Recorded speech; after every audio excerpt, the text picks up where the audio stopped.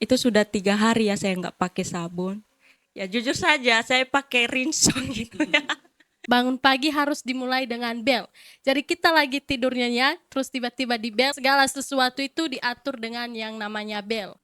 Domba yang berjalan di padang rumput tanpa gembala hidup dalam bayang-bayang maut. Membaca dan merenungkan firman Tuhan itu kayak ada sesuatu hal yang membuat saya merasakan ketenangan gitu ya. Jujur aja saya tuh rasis. Rasis, awal-awalnya rasis ke teman-teman saya.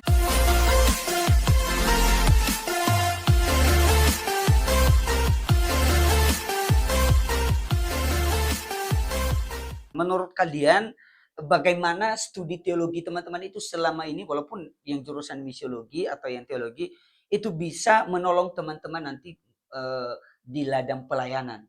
Jadi artinya itu kan di kampus kan berteologi, berteori. Nah, teori itu menurut kalian bagaimana hal itu bisa menolong kalian dalam melayani atau praktek lah. Mungkin dari Dewi.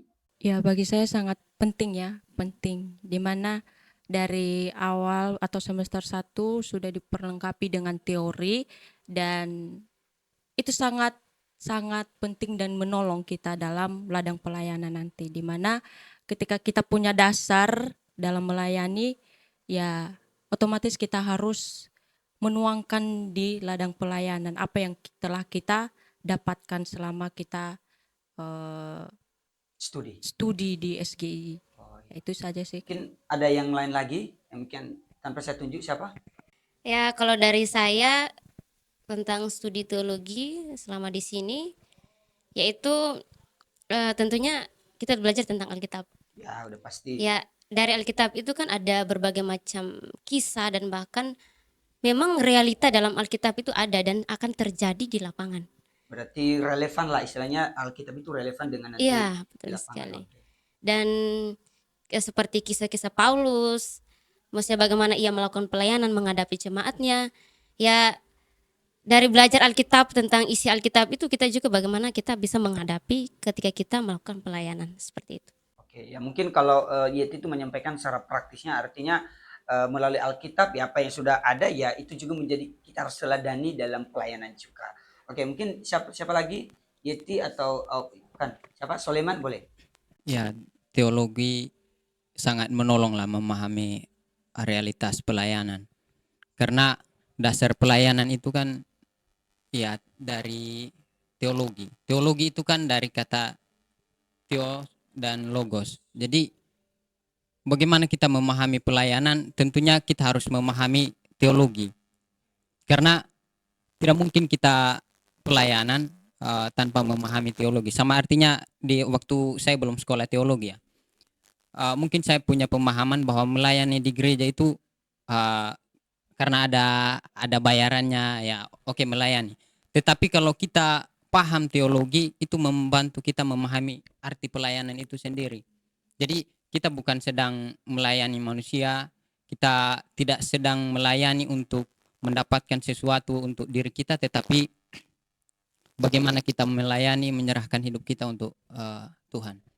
Dan itu realitas pelayanan di lapangan. Oke, mungkin ada pertanyaan yang lain lagi khusus untuk Vinky atau nanti satu orang lagi ya bisa menjawab hal ini. Bagaimana kamu atau teman-teman itu mendapat teologi itu di STT atau di bangku teologi itu atau di dalam selama kalian studi lah. Bagaimana kalian mendapatkannya sehingga itu nanti bisa menolong kalian dalam pelayanan. Kalau tadi katanya kan si Soleman bahwa itu menjadi dasar dalam pelayanan. Nah, bagaimana mendapatkannya di bangku teologi? Ya, kalau dari saya mendapatkannya di saat belajar di kelas dengan belajar berbagai mata kuliah, belajar tentang teologi, ya doktrin, hermeneutik, jadi bisa mempelajari Alkitab itu seperti apa makna isi Alkitab itu yang seharusnya ketika belajar hermeneutik, sehingga ketika terjun ke ladang pelayanan itu menjadi suatu pegangan. Kalau dari Velia, bagaimana? Bagaimana kamu bisa mendapatkan dasar teologi itu gitu loh di bidang studi selama studi di STSKI? Sama juga karena dari semester 1 sampai penyusunan skripsi kan kita tetap belajar kan. Ya, apalagi dalam penyusunan skripsi, apa yang kita susun, apa yang kita tulis itu ya yang dihidupkan. Nah, sebelum menyusun skripsi kan dari semester semester awal kita sudah dibenahi, dipertajam dengan beberapa mata kuliah yang mungkin kita tidak belajar dalam pelajaran agama di sekolah, tapi kita belajar semuanya di sini begitu. Berarti menurut dua jawaban ini saya bisa mengambil kesimpulan bahwa di STTSGI memang diperlengkapi gitu loh dengan dasar-dasar teologi yang kuat juga. Apalagi kan ada dosen-dosen yang mumpuni di sini baik dari sistematika, biblika maupun juga yang praktik-praktik juga ya. Berarti sama halnya juga dengan pelayanan praktis juga, mungkin misi juga ya, ya diperlengkapi. Apa yang menjadi kesaksian khusus aja lah, kesaksian singkat aja, satu orang aja mewakili ya di antara kalian yang menjadi kesaksian yang selama studi lah. Ketika saya berstudi selama 3 tahun ya Ya, 3 di tahun. STT Salagerasi Indonesia, dengan mengikuti pembentukan yang ada baik itu di asrama dan juga di kampus, ada berbagai macam materi yang didapatkan belajar tentang teologi. Ya, saya merasakan bahwa pertolongan Tuhan itu nyata dalam kehidupan saya. Ya, hal contoh praktisnya ketika saya di asrama, hidup dengan teman-teman, perbedaan budaya, perbedaan bahasa, dan bahkan karakter pun juga berbeda dalam menghadapi teman-teman. Ya, kadang saya susah dalam menyesuaikan apa segala macam. Tapi karena pertolongan Tuhan menuntun saya sehingga saya bisa bertahan sampai pada saat ini. Karena dari beberapa teman, ya teman-teman kelas ya, ada yang tidak bertahan dengan aturan, ada yang tidak bertahan dengan pembentukan yang ada di Oh iya, asrama. mungkin saya potong. Di antara kalian ini dulu waktu mendaftar ada tapi endingnya keluar ya? Ada ya? Ada. Ada ya, oke. Berarti yang penting nggak ada di antara kalian kan? Kalian ada di sini. Oke, lanjut. Mengikuti pembentukan di asrama dan bahkan ada teman-teman yang keluar tidak bertahan dengan yang adanya pembentukan. Seperti bangun pagi, seperti teman-teman saya mengatakan bahwa bangun pagi atau segala sesuatu itu diatur. Waktu apa segala macam, mau juga bagaimana caramu bersikap itu dinilai dan bahkan kalau kita salah langgar itu dapat hukuman seperti itu. Apalagi kehidupan asrama. Dan juga satu hal yang saya pelajari ketika saya berstudi di STT Salagerasi Indonesia, yaitu bertahan dalam segala kesulitan. Biasanya kalau kita di rumah ada persoalan pasti kita ngadunya sama orang tua, ngadunya sama ceritanya sama kakak atau saudara dan bahkan keluarga. Tapi kalau di sini kadang canggung atau tidak, eh, saya tipikal orang yang susah untuk menceritakan, maksudnya masalah pribadi.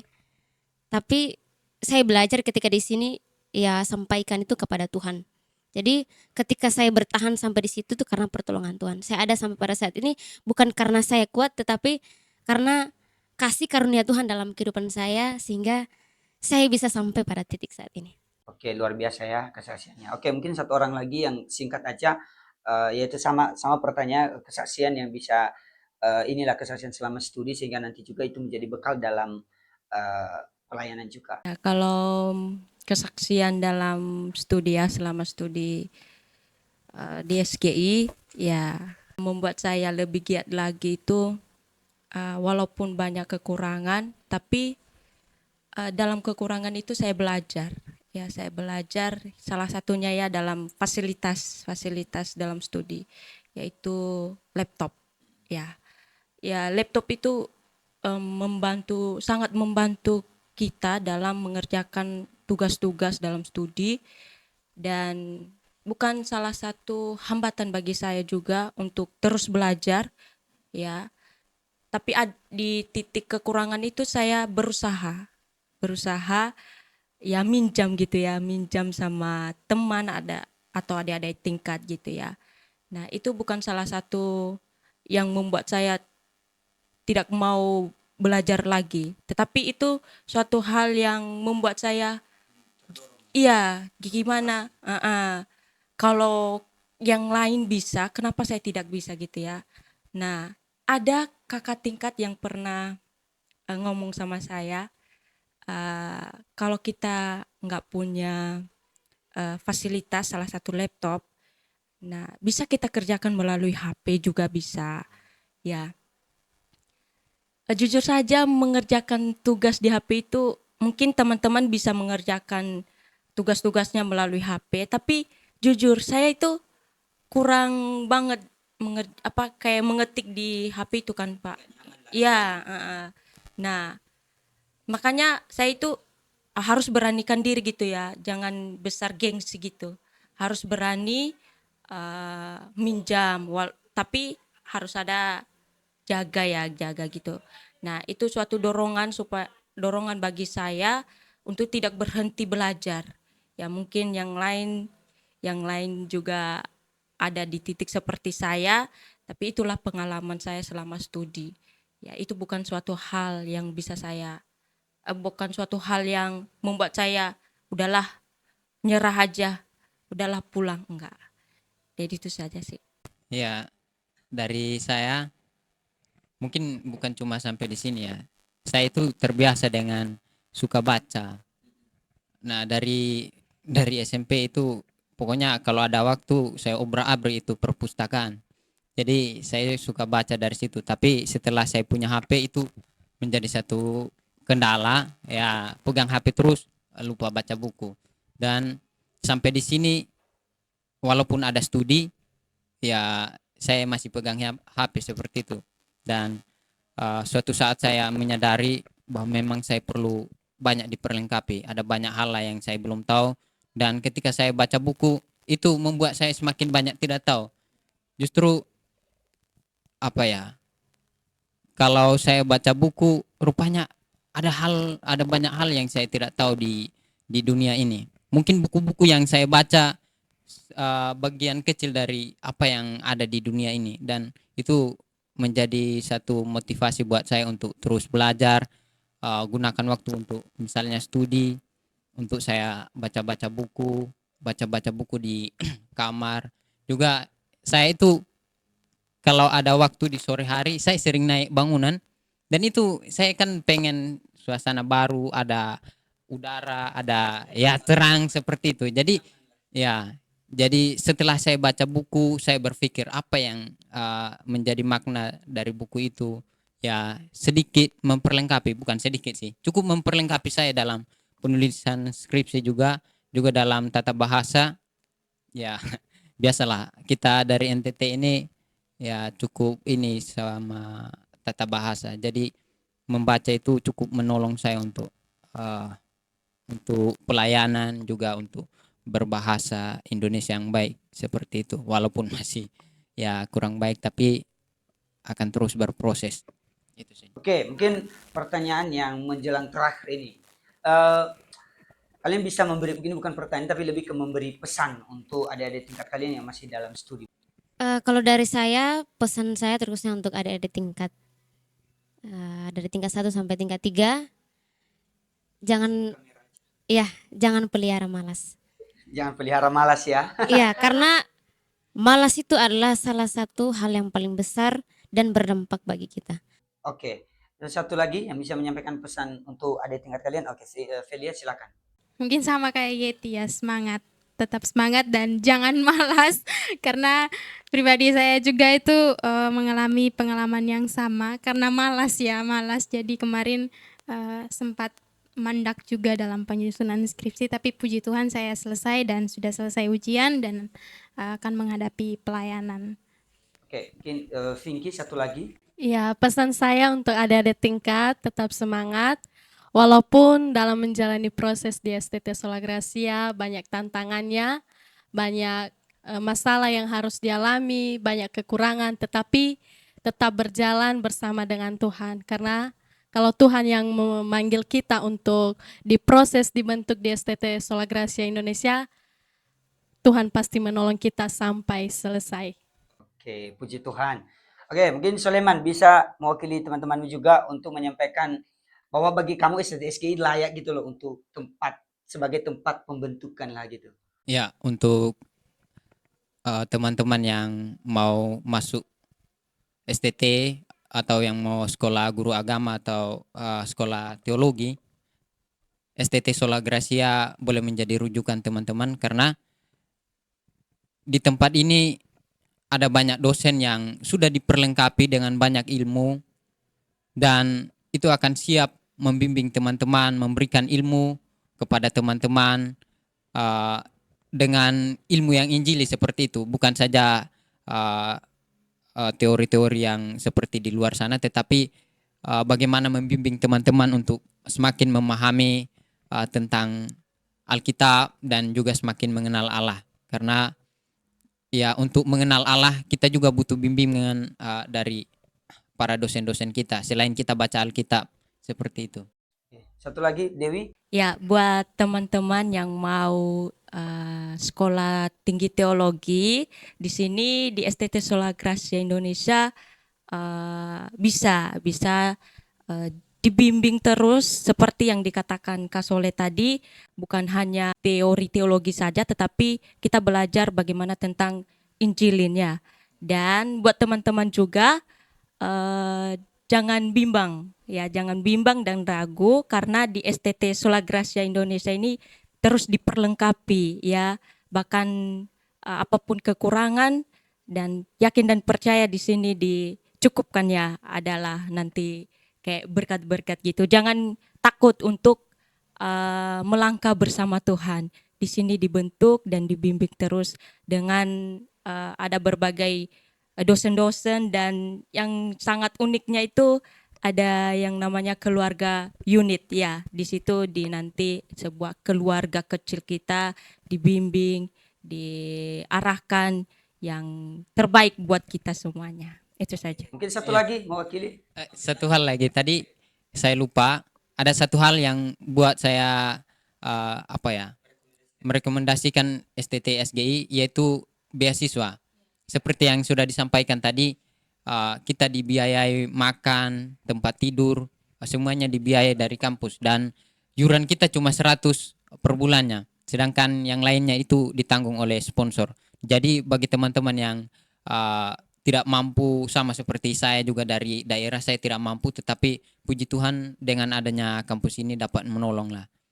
Oke, terima kasih ya waktu kalian karena sudah meluangkan waktu kalian untuk bisa bercakap-cakap lah di podcast Creative Voice, dan ini adalah waktu yang luar biasa. Sebentar lagi kalian akan diutus. Nanti kita nggak tahu kapan di-upload video ini. Tanggal berapa kalian pengutusan? Tanggal 6. Berarti sekarang kita take video ini tanggal 2 Februari. Jadi kalian diutus tanggal 6. Ya semoga video ini bisa di-upload ya di sebelum tanggal itu.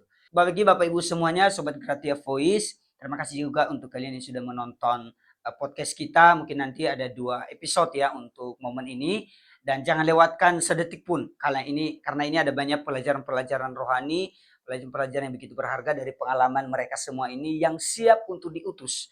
Tadi mereka sudah menyampaikan pengalaman di bangku teologi dan mereka siap untuk diutus, dan ada berbagai alasan-alasan yang mereka sudah kasih tahu tadi, sudah infokan mengapa mereka siap juga untuk diutus. Karena mereka kan sudah siap untuk diutus. Dan untuk kalian juga yang mungkin pernah melihat flyer kami, brosur kami, atau melalui video ini kalian belum pernah dengar, ya STT SGI sudah membuka penerimaan mahasiswa baru di periode 2026-2027. Tapi jangan khawatir, bukan hanya tinggal di asrama, karena STT SGI juga menyediakan kuliah secara online atau secara daring, sehingga itu terbuka bagi Bapak Ibu semua yang mungkin sudah bekerja, sudah melayani dan ingin atau rindu belajar teologi lebih lagi. Kita di STSGI ada 2 prodi, yaitu program studi teologi dan juga program studi misiologi dengan gelar nanti SAG. Kalian bisa mengunjungi nanti, mungkin kalian penasaran dengan info-info terkait kampus kami, kalian bisa mengunjungi media sosial kami yang ada di bawah ini atau mungkin nanti ada di deskripsi video. Oke, sekali lagi terima kasih untuk teman-teman semua, untuk Yeti, untuk Soleh, untuk Velia, untuk Vinky, untuk Dewi juga ya, selamat melayani untuk kalian semua. Semoga nanti teman-teman semakin giat dan membawa jiwa dan terus menjadi terang lah di tempat pelayanan yang baru atau mungkin yang lama, tapi anggap ini sebagai tantangan yang baru.